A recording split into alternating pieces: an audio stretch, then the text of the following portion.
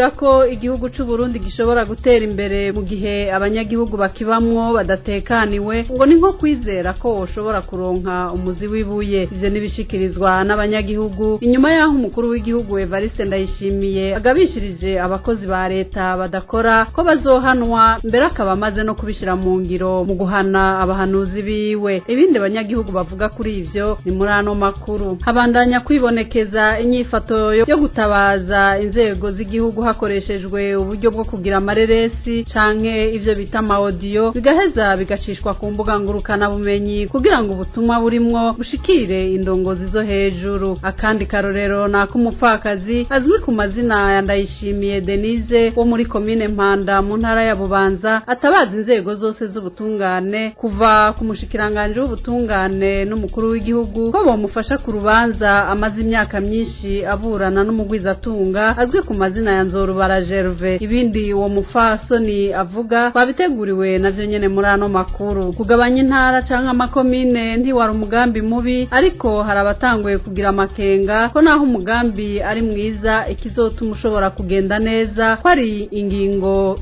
zizokurikira zizofatwa. Nayo abanyagihugu bobo bamenyesha ko ibibazo nyamukuru abarundi bafise uno munsi atari intara nyinshi n'amakomine menshi, ngo ahubwo ngo kuba ubutegetsi buhari butashizweho n'abanyagihugu ngo biri mu ngorane nyamukuru bihanze Uburundi. Idonido giyo nkuru ni mukanya gato. Bari baratevye guhagarikwa kuko bari bagisibije nk'uko bivugwa n'abanyagihugu bari basanzwe babazi. Abo n'abacamanza batatu bakorera mu gisagara ca Bujumbura umugwa mukuru w'ubutunzi bapfunzwe bagirizwa kugigiturire. Muca muvyumva mukanya gato babiduteguriye muri ano makuru. Idonido ry'inkuru imwe ukwayo yaya hamwe n'ayandi twabateguriye muca mubikurikira mukanya gato. Inyuma y'izi ngingo nkuru kuri mikro muri kumwe na jewe Janete Kamikazi, nayo mu buhinga bw'ivyuma hari Obe Felix Rankunda. Kaze ndasubiye kubaramutsa.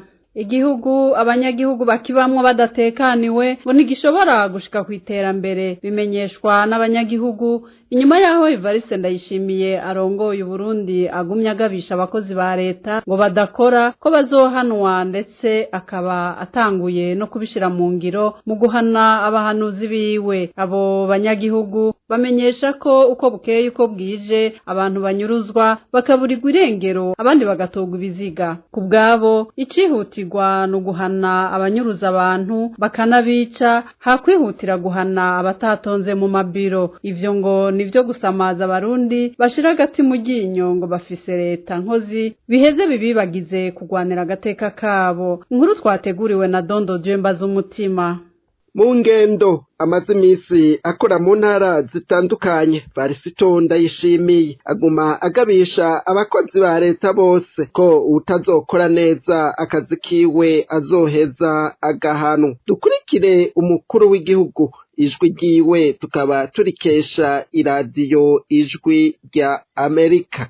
Kudahana umuvyeyi nyakuri n'umuvyeyi bahana niyo muvyeyi w'ukuri. Leta idahana rero ntibari mvyeyi, kandi iyo vyononye leta iramuhana. Iyo vyose vyose leta naho tugeze, abari muri leta mwazumvise, kandi ntuwe n'abashikiranganji gusa mvuze, aho mvuze n'umwarimu n'umuganga kuko ari muri leta. Leta mvyeyi nabimenye uwariyo wese. Abarya abandi ngaha abarundi bamenyereye kuza baronona, ibisaka vy'imbwa hazahiye. Ivyo rero amaze imisi avuga akaba yatanguye kubishira mu ngiro, ahereye ku bakozi 8 bakuru bakorera mu biro vyiwe harimwo n'abahanuzi biwe. Aho ku musi wa mbere w'iyindwi bahagaritswe mu kazi mu kiringo c'imisi 15 kubera batatonze ku kazi kandi ku masaha ku wa 13 Myandagaro uyu mwaka. Yamara naho bimeze uko, abanyagihugu bobo bavuga ko ico Varisito Ndayishimiye yarakwiye kwihutira no guhana abirirwa baranyuruza abantu bakanabambura ubuzima. Abenshi ngo mu bakora ubwo bwicanyi barazwi, ngo nta n'amatohoza yokenegwa kandi ngo bakorera leta nyene. bagatanga akarorero ka Liyetena Koloneli Aroni Ndayishimiye aherutse kuvugwa ko yanyuruje abantu babiri, umwe akaba yitwa Elia Ngomirakiza yaserukira umugambwe SNL muri komine ya Mutimbuzi intara ya Bujumbura, baraheza bicigwa mw'ishamba rya Rukoko ahakorera abasirikare basanzwe barongowe n'uwo Aroni Ndayishimiye. Bagatangazwa n'ingene yihutira gutanga akarorero k'ibihano ku bantu badatonda mu biro mu gihe ababujije umutekano abanyagihugu kandi bazwi neza ataco abakorako, ukamenga ubuzima bw'umuntu burutwa no kudatonda ku kazi kwa bamwe n'abandi. Igihugu ngo ntigishobora gutera imbere mu gihe kigifise abakirongoye bakora ibintu vyo gusamaza abanyagihugu ngo bafise leta nkozi, mu gihe kandi birengagiza gutora umuti w'ibibazo bihambaye bihanze igihugu n'abanyagihugu kandi bakabigira nkana. Iryo hanwa rero ry'abatatonda ku kazi abanyagihugu baribonamwo uruyeri rwa Varisito Ndayishimiye ngo kubasamaza kugira ngo bibagirwe kugwanira agateka kabo gahonyangwa uko bukeye uko bwije n'abagize inzego za leta, bagahava bishiramwo ko ibintu biriko bifata inzira nahoshwe. Abarundi ngo nibabandanye urugamba rwabo rwo gushayura igihugu. Urakoze Dondo Jemba z'umutima kuri iyo nkuru. Hari abantu batatu, umwe w'umunywanyi w'umugambwe MSD, uwundi w'umunywanyi w'umugambwe SNL hamwe n'uwundi atahaboneka mu vya politike, bamaze indwi zitatu baraburiwe irengero inyuma yo kunyuruzwa n'abakozi b'igendereza ry'u Burundi. Abo banyurujwe bakaba bari basanzwe ari abagenzi ariko bakaba bafatiwe mu bibanza bitandukanye. Ababanyi, inshuti n'abagenzi bakaba batabariza ababo kuko ngo bafise amakenga ku buzima bwabo inyuma y'ico gihe cose atagashona kamwe babonetsemwo. Nido mu nkuru twateguriwe na Mahoro Patient.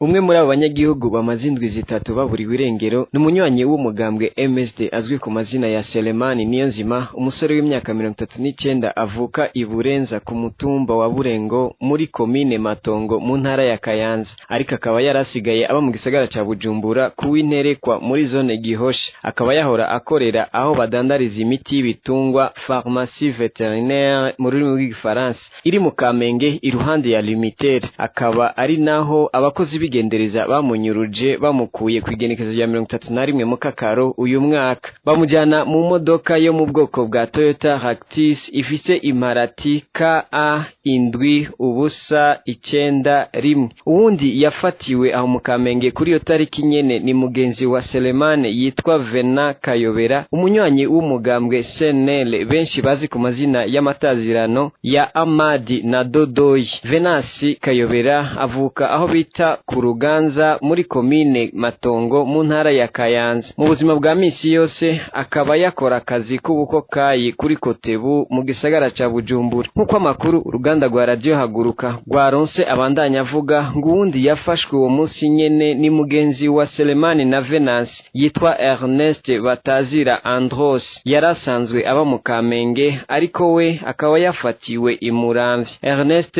akaba ataboneka mu vya politike. Abo bose uko ari batatu kugeza uyu munsi, haba imiryango, ababanyi ndetse n'abagenzi, akaba atanumwe arashobora kumenya aho baba bapfungiwe canke nimba bakiriho, kuko hamaze igihe hatogwa ibiziga vy'abantu bari baranyurujwe n'inzego zigendereza, bagatinya ko ababo boba baragandaguwe kuko ngo bagerageje kurondera no kubaza mu busho butandukanye, ariko akaba atanahamwe bigeze babona n'umwe muri abo banyurujwe n'izo nzego zigendereza. Bagasaba ko uwo bafise ico yokora ngo atabarize ababo yobafasha kuko ataco bagirizwa uretse kuba batari mu mugambwe uri ku butegetsi CNDD-FDD. Urakoze nawe Mahoro Patient kuri iyo nkuru. Abarundi bahungiye mu ikambi ya Nduta bariyamiriza ukuntu leta ya Tanzania iri kwirafata nabi bagenzi babo baherutse gukurwa mu ikambi ya Mutenderi bazanwa aho mu ikambi ya Nduta. Izo mpunzi nshasha ngo zahawe amazu yo kubamwo atako yifashe, mbere bamwe bakankigwa no kuyisanurira. Impunzi z'abarundi bahungiye mu ikambi ya Nduta bagasaba abategetsi ba Tanzania guhagarika uko guhohotera impunzi. Inkuru twateguriwe na Aline Munezero. izo mpunzi z'abarundi ziriko zirafatwa nabi na leta ya Tanzania ziharurwa mu gihumbi. Hakaba haheze hafi indwi zitatu zikuwe mu ikambi ya Mutenderi zizanwa mu ikambi ya Nduta. Inyuma rero yo kwakirwa mu iyo kambi, abo barundi ngahawe amazu atubatse neza ndetse bankirwa no kuyisanurira. Uyu murundi yahungiye mu iyo kambi ya Nduta avuga ko bafite amakenga ko bari umukenyero wo kugomba kubatahukana ku nguvu. Kandi tubona ko akarengane kuko bisigura ko n'abantu babazana bavanye hamwe umuko bakinzo kuko amahema ku ruhande akabyuma bati abandi bacabakiriza amahema ku ruhande kandi bifite amahema baravuga ngo bivumbira amateka ari badogeze mu rukote rero leta ya Tanzania ikirababu inabwira yuko baze guhitana nyine wabo kugira barangurure batera amarundi ikakana natwe bw'amunzi tumaze kucumva tugira amakenga ko baba baratwagiranye ntumbura kugira baze batwibundira umunsi umwe bagatwirukane ku nguyu rero icyo kintu kiraduteye ubwoba kandi kiraduhagarika umutima n'impunzi.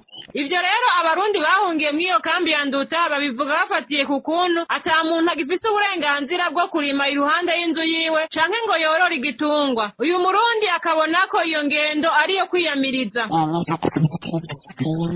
Kuko iyo bariko barahimiriza tugira ko umuntu ahanguka ku bushake ubwo ko turaraba turabona ko hariho izindi ngingo bariko barafata banumvira zo kugira bwa bushake ku ngufu nk'ubu nta muntu yemerewe gutunga agahene nta muntu yemerewe kurima n'iruhande y'inzu urumva yuko bwa bushake butakirimwo ari ku ngufu gusa nuko niko bimeze mu ncamake. Abarundi baba mu ikambi ya Nduta bakaba basaba abategetsi ba leta ya Tanzania gukora ibishoboka byose kugira ngo ihohoterwa rikorerwa abo barundi rihagarare. Amakuru ava ngaho Nduta akaba amenyesha ko igikorwa cyo kwimura abarundi bahungiye mu ikambi ya Mutenderi bazanwa mu ikambi ya Nduta bitegekanijwe ko gishobora kuzosubira kubandanya mu ndwiza, naho abaserukira ishirahamwe HCR ahinduta badashima kuvuga ico bacatumye ico gikorwa gihagarara. Urakoze nawe Aline Munezero kuri iyo nkuru. Hari umupfakazi azwi ku mazina ya Ndayishimiye Denise ava mu gacimbiri Giheta ku mutumba wa Gahwazi ya kabiri komine Mpanda mu ntara ya Bubanza atabaza inzego zose z'ubutungane kuva ku mushikiranganje w'ubutungane ko bomufasha mu rubanza amaze imyaka myinshi aburana n'umugwizatunga azwi ku mazina ya Nzorubara Gerve. Uwo mupfakazi agira ati natanguye kuburana nkiri muto none n'ugusaza ndashaje, ati kandi aho yanjanye hose nagumye ndamutsinda, ati mugabo kubera yishimiye amahera yiwe no kumenyekana abandanya kunzungagiza. Inkuru twateguriwe na Arakaza Jean Baptiste. Uyu mupfasoni abagacimbira Giheta ku mutumba wa Gahwazi ya kabiri komine Mpanda mu ntara ya Bubanza. Uwo mukenyezi yahisemo kugira ireresi atakambira inzego z'ubutungane, yemeza ko yatanguye kuburana n'umugwizatunga azwi ku mazina ya Nzorubara Gerve akiri muto, none ngo akaba ashaje akiburana. Ngo uwo mugwizatunga abandanya amujana mu masentare atandukanye yitwaje amafaranga yiwe hamwe nuko asanzwe amenyekana. Dukurikire umupfakazi Ndayishimiye Denise amaji yiwe tukayakesha ireresi twakuye ku mbuga ngurukana bumenyi. Jewe naraburanye banyakuba mburana n'umuntu yitwa Nzorubara Gervase yarangiye aramperekeza. Twatanguye kuburana muri 2006, natanguye kuburana nkiri muto, none kugeza uyu munsi ndashaje no kumugara naramaze kumugara amaguru sinkigenda. Aho twahereye hose nta mucamanza n'umwe atamuzi, ndamutsinda muri sentare y'intango ndamutsinda, ranjana mu y'intari Bubanza ndamutsinda, kugera hanjana muri sentare ntahinyuzwa abanyakuba sinarinda hazi Bujumbura imiduga ishaka kungo naho nyene ndaburana ndamutsinda. Abacamanza bo muri sentare ntahinyuzwa ntako bataye, ubwa mbere baruciye aragwanka yongera kurusubirisha no kubashikiranganje kubera yitwaje amafaranga, kubera ari umugwizatunga. Uwo mupfasoni atakambira umukuru w'igihugu hamwe n'uwari we wese yoshobora kugira ico amufashije muri urwo rubanza. Akaba yongera ko ati naho abarongoye igihugu bagerageza kuvuga ko bariko barashira amahoro mu gihugu, ati hariho bamwe tugowe, ati na cane abapfakazi. Twongere dukurikire umupfakazi Ndayishimiye Denise. mugambwe natakambiye n'umukuru w'igihugu ni Sebarundi niwe ashigikira abapfakazi n'imfubyi agahuzu nambara sinkironka ntaroza umugira neza amfashe akampereza agahuzu none ubagira njane muri ubwo bushikiranganji bw'ubugenduzi bw'ubutungane nta nahonzi banyakubahwa w'igihe umushikiranganji w'ubutungane yazibubanza naragiye ndashira urutoki hejuru abantu bari benshi sinigeze nshikira nagomba ndamutakambi none gabanyakubahwa nimumfashe igihugu cacu c'Uburundi naho mugishiramwe amahoro hariho bamwe turiko turatora hariho bamwe tugo cane cane abapfakazi tutagira ico twiha tutagira ico twikora banyakubahwa ndabasabye ko mwoshigikira mukamfasha kuri urwo rubanza rwanje nitwa Deniza ndayishimiye uwumburanya n'inzoru baragerepasi. Naho uruganda rwa radio haguruka rukiriko rurarondera uwo mupfasoni hamwe n'abajejwe intwaro bo mu karere uwo mupfasoni yaherereyemwo kugira ngo dushobore kumenya uko ico kibazo cifashe. Ikiboneka nuko amarira y'abanyagihugu benayo amaze kuba menshi mu gihugu c'u Burundi. Uretse amarira y'abanyagwa ivyabo ku mugaragaro, hari n'amarira y'abanyagihugu babura ababo yamara ntibaronswe n'ibiziga vy'ababo kugira ngo babishingurane iteka. Ivyo navyo bikaba biza kuba ikindi kimenyetso cerekana ko mu Burundi ingorane ari umurengera mu bisata bitandukanye vy'ubuzima bw'igihugu. Urakoze Jean Baptiste kuri iyo nkuru. Haguruka abarundi, humura igihugu catuvyaye muvyeyi wa twese. Abatoteza ibibondo vyawe bakaguhagarara mu nda, bakiba, bakica, bakangaza, amarira y'abavyeyi ntabatera ikinya turababona. Humura igihugu ciza, gumya umutima kuko uracafise intwari zirangwa n'ukuri n'ubuntu, zikazira kubunda hageze kugarukira imfuvyi n'abavyeyi. Humura Burundi bwacu, ragirya basokuru baturaze ubutwari n'urukundo rw'igihugu. Tuzokwamba twitangira abanyagihugu, twiyubaha kandi twiyubahiriza.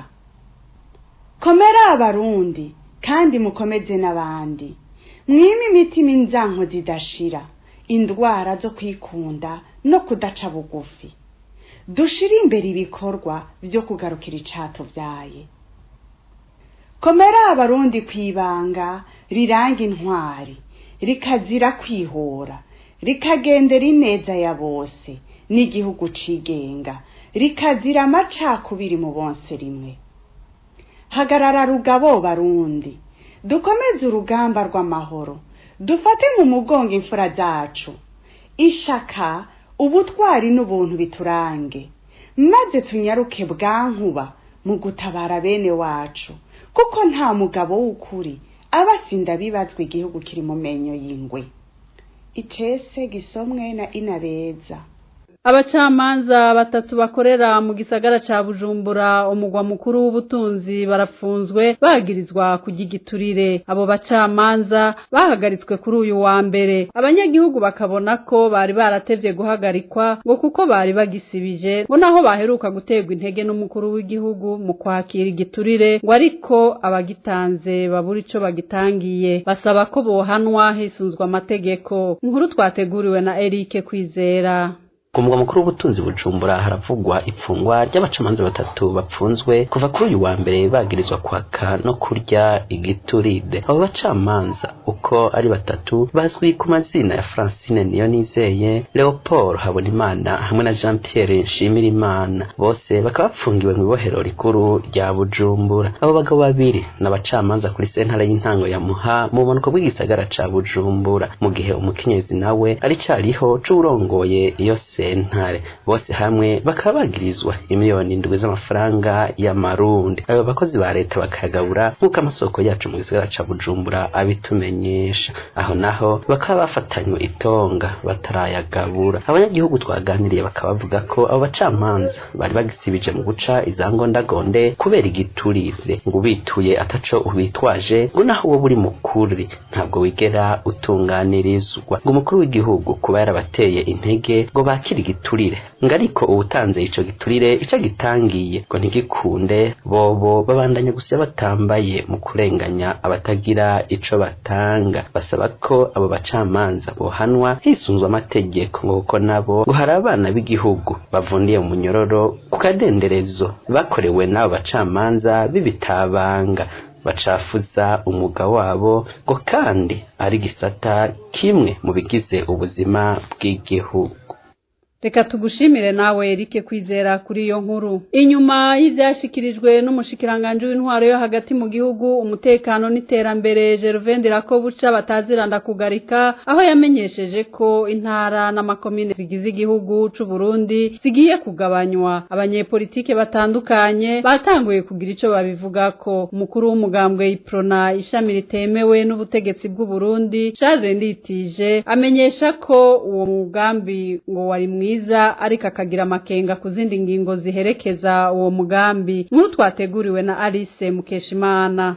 Nk'uko vyumvikanye mu nama yakoresheje babura amatare n'izindi nzego zo mu bisata bitandukanye kuri wa gatatu, umushikiranganje w'intwaro yo hagati umutekano n'iterambere Gervain Ndirakobuca bataziranda kugarika yamenyesheje ko intara n'amakomine zigize igihugu c'u Burundi ngo zigiye kugabanywa. Ivyo rero bikaba vyatumye abatari baki batangura kugira ico bayivuzeko. Charles Nditije n'umukuru w'umugambwe Iprona ishami ritemewe n'ubutegetsi bwa Gitega amenyesha ko uwo mugambi ngo wari mwiza ngo kuko uko amakomine n'intara biba byinshi ngo niko n'uburyo ayo makomine aheza agakenera mu kwitunganya mu byo akenera buba bwinshi. Dukurikirane Charles Nditije amajwi yiwe tukaba tuyakesha imbonesha kure Renaissance. Intara canke amakomine biba byinshi niko leta ikoresha uburyo bwinshi mu mafaranga yo guhemba abakozi, mu mafaranga yo kubaka ibiro n'ibikoresho byose. Basanga mbere abo bakozi benshi nta kintu kiboneka binjiza cyane cyane mu byerekeye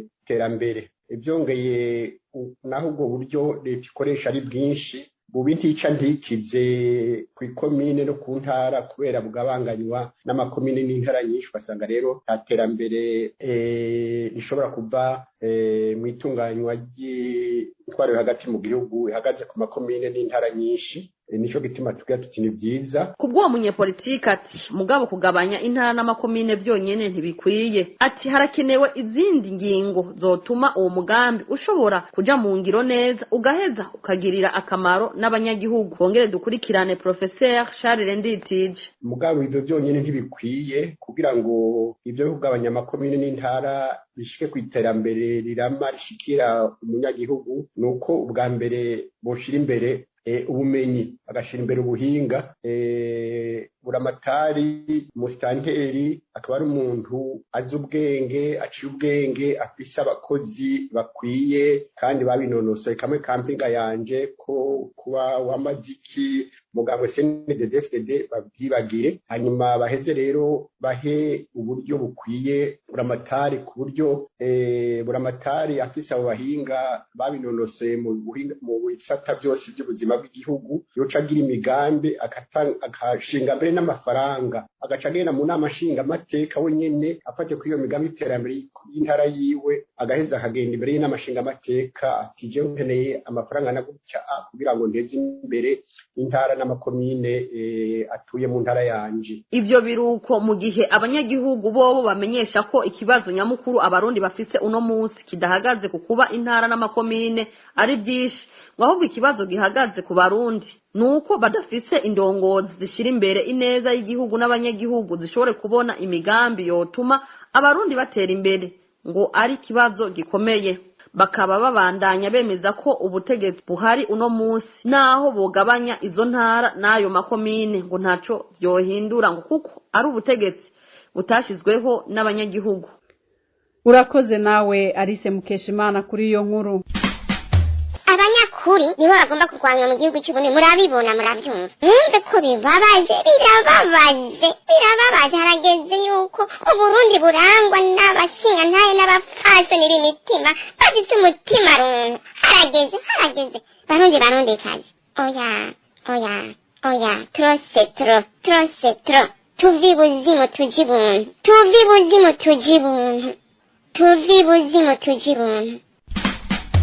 Ariko kandi sindi no mu batangara iyo mu bihugu byacu bishitse ko abantu bafata ibigwanisho.